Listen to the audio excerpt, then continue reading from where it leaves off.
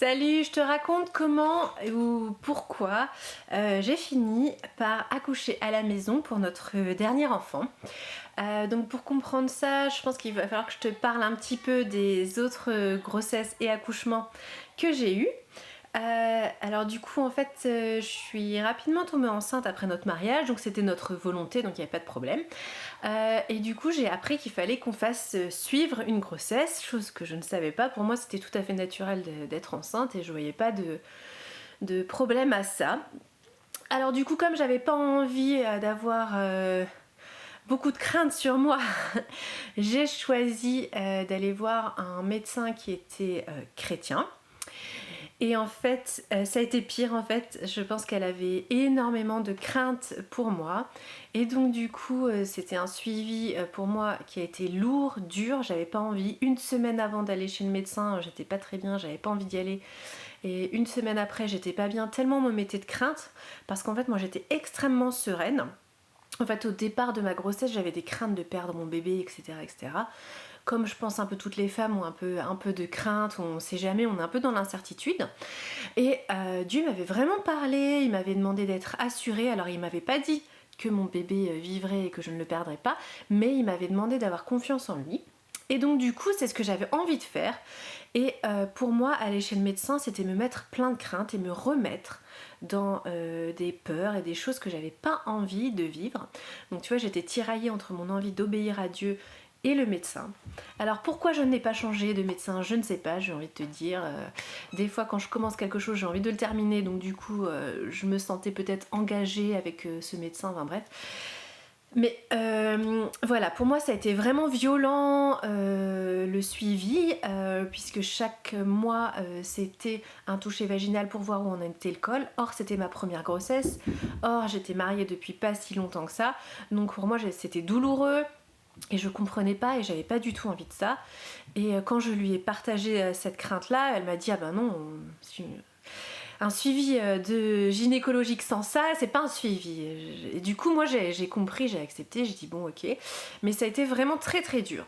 De plus, arrivé à la maternité, quand j'ai accouché, bon là ça s'est à peu près bien passé, sauf que mon bébé, dès qu'il est né, on l'a mis en couveuse, donc du coup il n'était pas avec moi et il hurlait à côté, je pense qu'il avait besoin de moi et on me l'a pas donné. Et donc c'était pour moi une mauvaise expérience. En plus de là-bas, il voulait que je fasse des tas de choses avec mon bébé, enfin le guthrie, etc. Le test du HIV.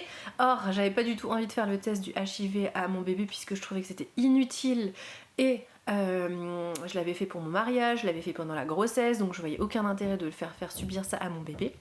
Et donc j'avais signé une décharge pour dire je refusais ça.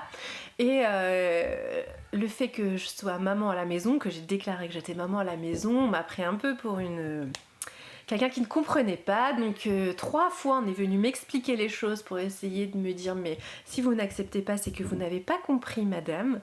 Et jusqu'à ce que ça soit le cadre sage-femme qui vienne me voir et qui me dit ah si il faut que vous le fassiez. Et j'ai dit non, moi je ne souhaite pas.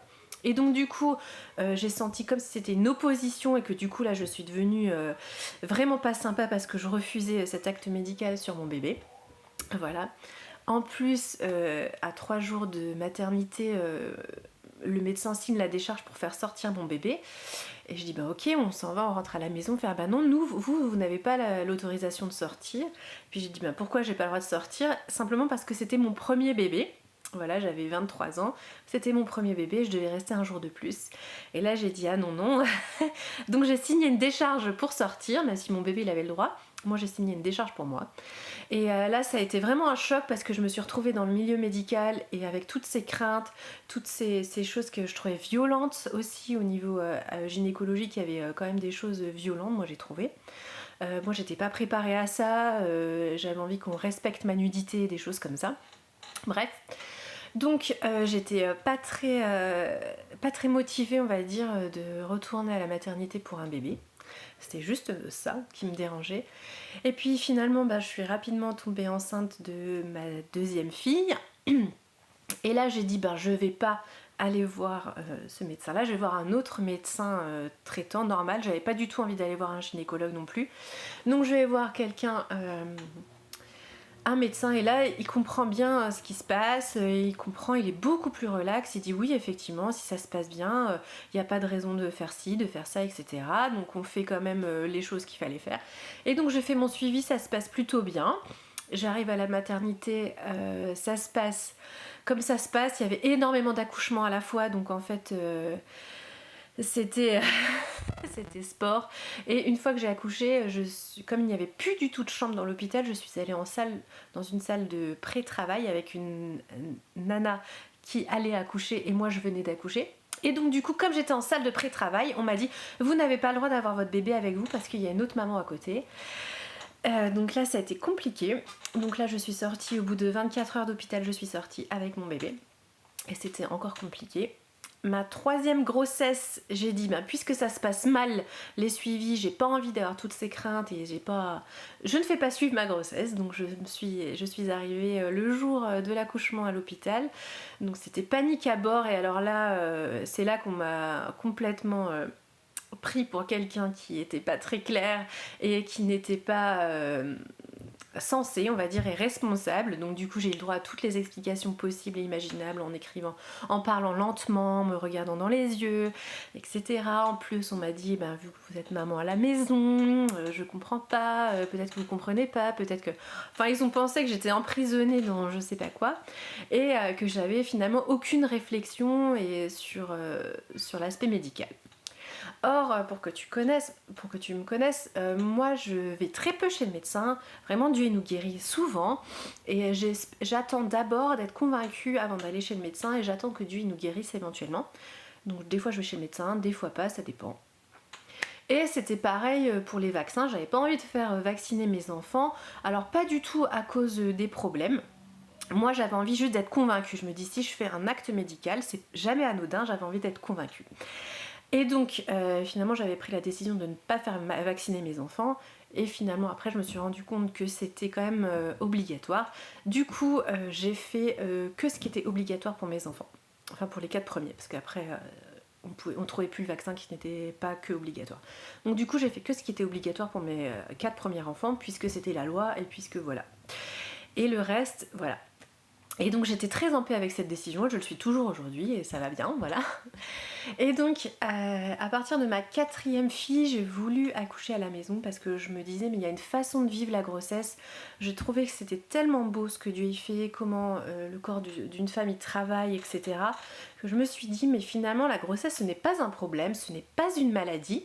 Et s'il n'y a pas de problème et si je suis convaincue et que je suis en paix, je vois pas pourquoi j'aurais besoin de tellement de choses médicales et pourquoi ça se passerait pas bien à la maison.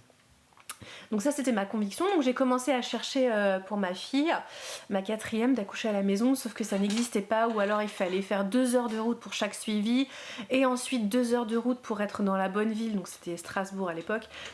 Pour être à Strasbourg, trouver un appartement à Strasbourg, pour accoucher dans un appartement à Strasbourg, donc je voyais pas trop d'intérêt finalement, pour moi c'était pas accoucher à la maison.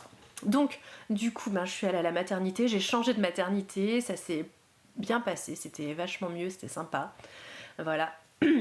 Mais du coup j'avais commencé à nourrir ce désir d'accoucher à la maison. Mais après j'ai pensé que notre 4e enfant c'était notre dernier, donc du coup j'ai abandonné ça en me disant je le vivrai jamais et puis c'est pas grave, c'est tout. Ensuite, pour ma 5e fille, j'ai commencé de nouveau à chercher dans la région et finalement il n'y avait pas non plus de sage-femme qui faisait ça dans la région.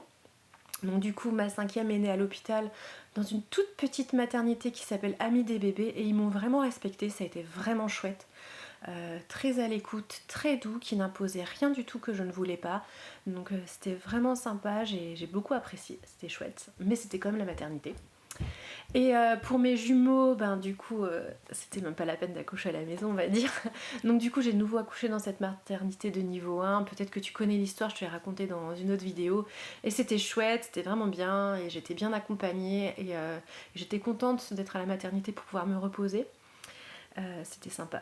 J'ai choisi mon temps de maternité pour se reposer. Donc à ce moment-là, j'ai dit quand j'ai eu mes jumeaux, je veux pas de visite, je me repose parce que c'était... Et j'ai bien fait parce que c'était très compliqué la suite avec les jumeaux. Et ensuite, Josias est arrivé, enfin je savais pas qu'il s'appelait Josias, mais dans mon petit bidon il y avait un autre bébé. Et là j'ai commencé à chercher parce que je me suis dit, ben pourquoi pas.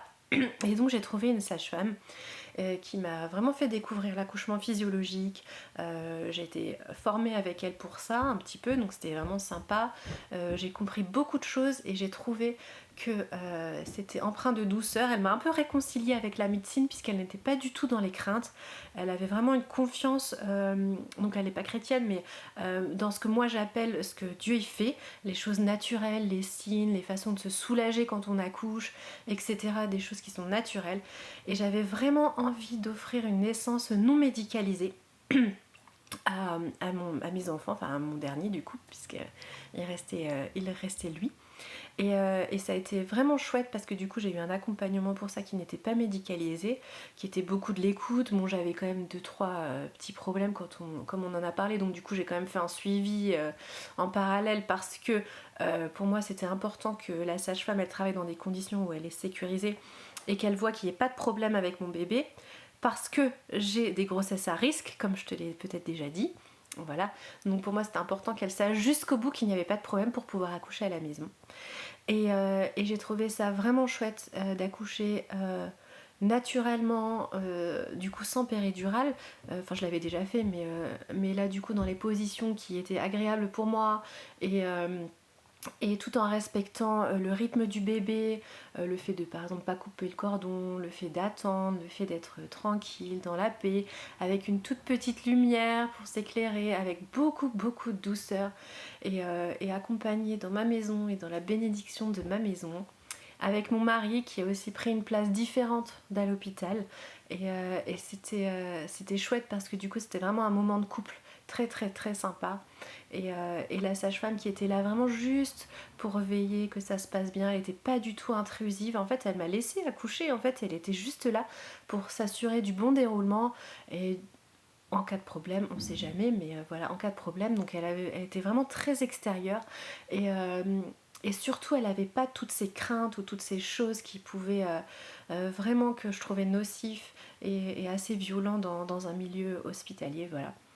Et je suis vraiment reconnaissante d'avoir pu vivre cette grossesse là et de pouvoir vivre, ouais, j'avais l'impression que c'était une grossesse, un accouchement selon Dieu et sans présence humaine, on va dire, ou en tout cas sans crainte, parce que j'ai l'impression que le personnel hospitalier ou le personnel médical est habitué à voir le pire et du coup ça transparaît, même si une grossesse ça va bien, un accouchement ça va bien, ça transparaît quand même quand on vit un accouchement.